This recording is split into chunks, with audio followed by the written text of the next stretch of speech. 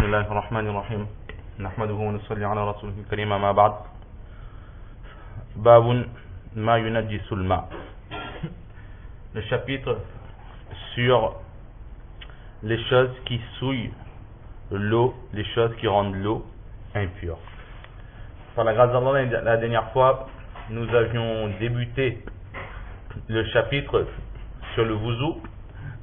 Nous avions vu qu'en islam, avant d'accomplir certains actes d'adoration tels que la prière, le wuzu était obligatoire, que sans wuzu, la prière n'était pas acceptée. Ensuite, nous avions vu un chapitre qui parle de la position du wuzu en islam, avec un hadith dans lequel le saint prophète sallallahu alayhi wa sallam avait mentionné que la personne qui, avant chaque prière, faisait ses ablutions, même si ses précédentes ablutions n'étaient pas rompues, malgré cela, Allah subhanahu wa ta'ala lui a accordé 10 récompenses en plus de ce qu'il devait recevoir. À présent, l'auteur, il va faire un petit break, il va mettre une petite parenthèse, et avant de continuer les explications sur le wuzu, nous allons un peu parler de l'eau. Évidemment, le wuzu, pour pouvoir accomplir les ablutions, il faut absolument de l'eau. Il faut utiliser de l'eau. Mais maintenant, il y a différentes formes d'eau.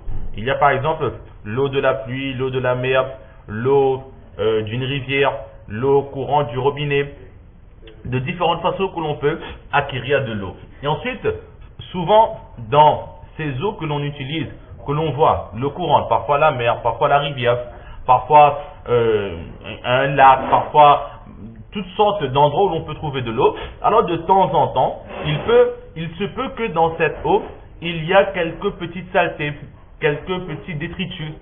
Alors la question se pose, quand est-ce que l'eau sera considérée comme pure et quand est-ce que l'eau ne sera pas considérée comme pure?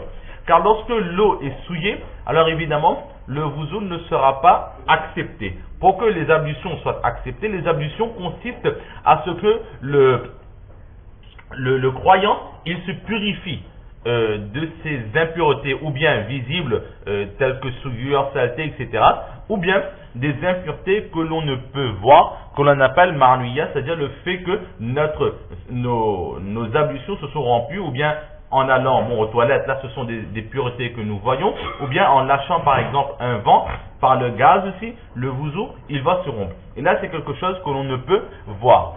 Donc il faut absolument comprendre, avant de débuter le wuzu, avec quelle eau est-ce que l'on peut faire le wuzu, et avec quelle eau on ne pourra pas faire, étant considéré comme impur par la législation musulmane.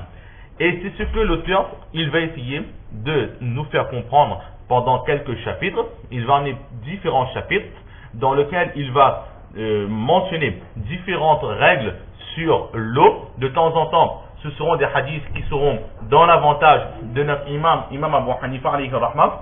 Le plus souvent, ce seront des hadiths qui seront à l'encontre de notre enseignement, celui de imam Abu Hanifa alayhi rahmah. Alors à partir de maintenant, la dernière fois nous avions dit que lorsque l'on va aux toilettes, alors il n'y a pas de divergence. Personne ne va pas se disputer sur la façon d'aller aux toilettes. C'est naturel, tout le monde va aux toilettes d'une même façon. Donc il n'y avait pas énormément de divergence. À partir de maintenant, nous allons voir de plus en plus de divergences. De toutes les divergences qui peuvent exister, nous allons surtout nous concentrer sur les divergences qu'il y a entre les 4 savants, Imam Malik, Imam Ahmad, Imam Shafi et Imam Abu Hanifa alayhimur rahmah.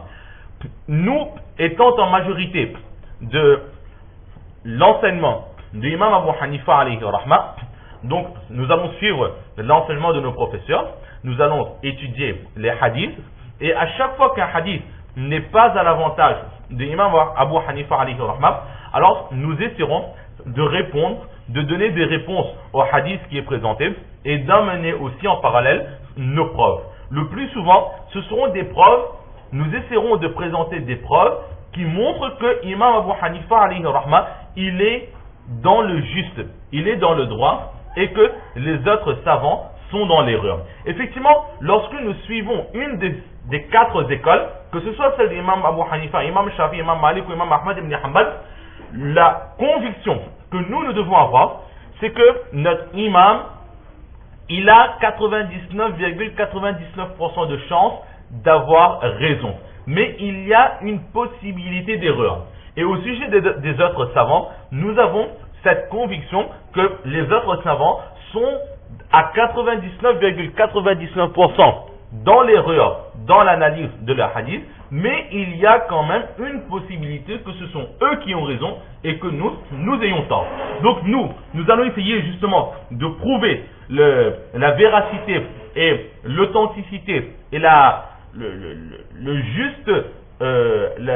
meilleure des analyses de Imam Abu Hanifa alayhi rahma. Donc on pourrait penser effectivement que les autres imams ne sont pas de leur droit, sont dans l'erreur. Alors ne pas avoir de mauvaises pensées à l'encontre des autres imams, car là c'est un peu comme on dit, chacun va râler un petit peu de son côté, chacun va tirer un petit peu de son côté. On va essayer de montrer, de prouver que l'autre il est dans son tort. Mais nous, étant donné que nous avons l'enseignement d'Imam Abu Hanifa rahmatullah alayh, donc nous aurons l'impression d'avoir entièrement raison. Mais il faut bien comprendre que nous n'avons pas devant nous toutes les preuves et tous les arguments des autres aïmma. Donc lorsque l'on va parler à l'encontre de leur enseignement, évidemment nous aurons toutes les armes et eux ils seront dépourvus d'armes. Mais il faut bien comprendre que si ces autres imams, eux ils arrivent avec toutes leurs preuves et tous leurs arguments, alors là nous aussi on pourrait éventuellement parfois être plus fébrile que ce que l'on est en ce moment, car on ne va pas étudier leurs preuves, leurs arguments, mais on va surtout utiliser nos preuves et nos arguments. Donc que notre pensée reste saine vis-à-vis des autres imams, car eux aussi ils ont leurs preuves, leurs arguments que nous n'allons pas mettre en avant, et que nous aussi nous avons, là c'est juste pour montrer que nous aussi nous avons nos preuves et nos arguments. Maintenant, si parfois, étant donné qu'il y aura plusieurs preuves, qu'on va dire qu'un tel dit que c'est bon, un tel dit que c'est pas bon, un tel dit que c'est makruh, etc. Alors, celui qui prend des notes, au début, nous allons essayer d'abord de mettre l'enseignement de chaque imam. Que un tel, il dit que c'est comme ça, un tel, il dit que c'est comme ça, un tel, il dit que c'est comme ça.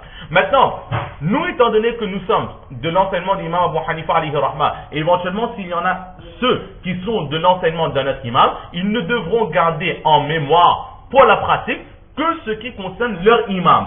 Étant donné que ils sont, par exemple, de l'enseignement des imams Abu Hanifa alayhi rahma, et que leur arrive une circonstance, un contexte dans lequel il leur sera facile de pratiquer ce qui a été dit sur Imam Malik ou Imam Shafi'i alayhi rahma, malgré cela, ils n'auront pas le droit de le pratiquer. Pourquoi? Parce que nous avons prévenu au début que notre conviction, c'est que les autres imams sont à 99,99% dans l'erreur. Alors pourquoi est-ce qu'on va se mettre en danger?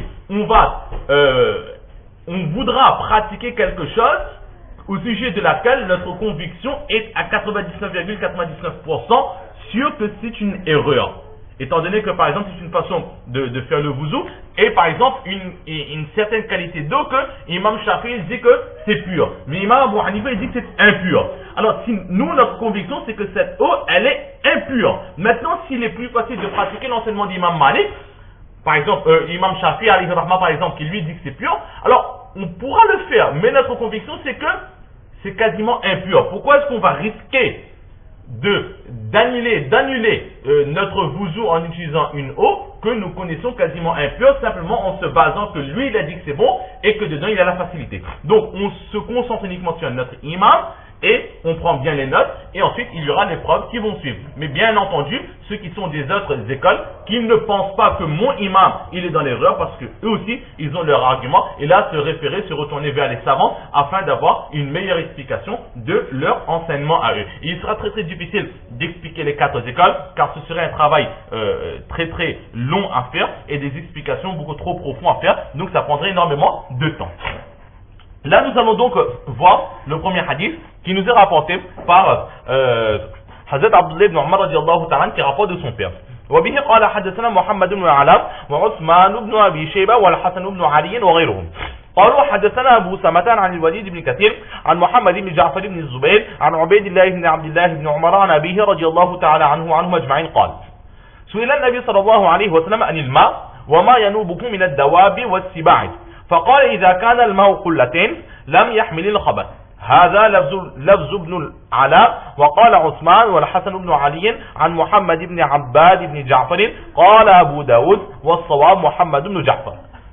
Nous avons un premier hadith qu'Imam Abu Daoud alayhi rahma, il nous rapporte de son professeur Muhammad ibn al-Ala, ainsi qu'Othman fils d'Abi Shayba et Hassan fils d'Ali et d'autres personnes encore. Donc Imam Abu Daoud, il a plusieurs professeurs pour ce récit. Et tous ces professeurs, qu'est-ce qu'ils rapportent? Ils rapportent tous de Abu Usama, qui rapporte de Walid fils de Kassir, qui rapporte de Muhammad fils de Ja'far fils de Zubayr, qui rapporte de Ubaydillah fils d'Abdullah fils d'Umar, qui rapporte de son père, Hazrat Abdullah ibn Umar radiallahu ta'ala anhum, qui dit que le saint prophète sallallahu alayhi wa sallam a été questionné au sujet de l'eau et des animaux, des prédateurs, des animaux sauvages et des prédateurs ou des insectes de la terre qui sont en contact avec cette eau. Et là le prophète sallallahu alayhi wa sallam a dit, lorsque l'eau atteint la quantité de 2 khullas, de 2 jarres, alors cette eau ne se souille pas, cette eau ne devient pas impure. Là, ce sont les mots qui ont été enseignés par Ibn al-Ala, par Muhammad ibn al-Ala. Et Othman ainsi que Hassan fils d'Ali, eux, les autres professeurs d'Imam Abu Daoud, ils rapportent de Muhammad fils de Abbad fils de Ja'far. Avant d'aller dans la chaîne de transmission, nous voyons le hadith. Les compagnons, radiallahu ta'ala anhum ajma'in, étant donné qu'ils avaient l'habitude de faire de longs voyages, de longs périples, pour les campagnes, parfois pour le commerce, etc. Donc, lorsqu'ils étaient en route, lorsqu'ils étaient en chemin, là-bas c'était le désert. C'était pas comme ici, on s'arrête dans une ville, on va dans un hôtel, etc. Non, mais c'était parfois des endroits déserts, sans habitation. Ils étaient obligés de camper dans la nature. Et justement, en général, ils campaient où? Ils campaient là où il y avait une source d'eau. Ce qu'on appelle par exemple, comme on connaît tous, les oasis, etc. Là où il y a de l'eau, il y a un puits, il y a une petite rivière, il y a une source d'eau. En général, ils s'arrêtaient à ces endroits-là. Mais étant donné que c'était des endroits déserts, des endroits non habités, alors ces sources d'eau n'étaient pas protégées. Ce n'était pas forcément protégé avec un mur pour faire un puits, ou bien qu'il y avait une rivière avec des pentes ou des morceaux de fer, des grillages, etc., que personne ne puisse s'aventurer, ne puisse utiliser cette eau. Mais c'était de l'eau à l'air, donc les êtres humains, eux aussi, ils utilisaient de cette eau, mais il leur est très souvent arrivé de voir que lorsqu'ils arrivaient, alors il y avait un animal sauvage qui était en train de boire de cette eau. Parfois un chien, parfois un chat, parfois s'ils sont ailleurs, il se peut que par exemple dans la jungle un tigre, un lion, ou bien même des oiseaux, des vautours, des corbeaux, toutes formes d'animaux qui se trouvaient devant cette eau pour boire, parce qu'ils aussi ils ont besoin de l'eau. Ou encore parfois, ils pouvaient trouver, en retirant de l'eau, ils trouvaient des insectes qui étaient morts dans cette eau, qui étaient tombés dans cette eau. Alors là, la question se pose, est-ce que cette eau est toujours pure, ou cette eau n'est plus impure? C'est la question qui a été posée par les compagnons, radiallahu ta'ala anhum ajma'in. Et là, le saint prophète sallallahu alayhi wa sallam, qu'est-ce qu'il a dit? Il a dit une réponse générale, de façon à ce que personne ne se prenne la tête. Il a dit tout simplement que lorsque l'eau atteint une quantité égale à 2 jarres, alors cette eau ne sera jamais impure. Quelle que soit l'impureté qui se trouve dedans, alors cette eau ne sera pas impure. Avant de voir ce hadith en lui-même, voyons tout d'abord la position de chaque imam. Alors là, il y a des divergences. Tout d'abord, nous avons un premier imam qui s'appelle Imam Zahiri alayhi rahma. Imam Zahiri, lui, qu'est-ce qu'il dit? Il dit que l'eau, qu'elle soit en grande quantité ou en petite quantité, du moment que l'impureté, la quantité d'impureté n'est pas supérieure à la quantité de l'eau, alors cette eau restera pure. Par exemple, on prend un verre, on remplit aux 3/4 d'urine par exemple, et un quart, on remplit aux 3/4 d'eau, et un quart de ce verre sera rempli par de l'urine, alors Imam Zahiri alayhi rahma, lui il dit que cette eau restera pure, tant que l'impureté n'est pas supérieure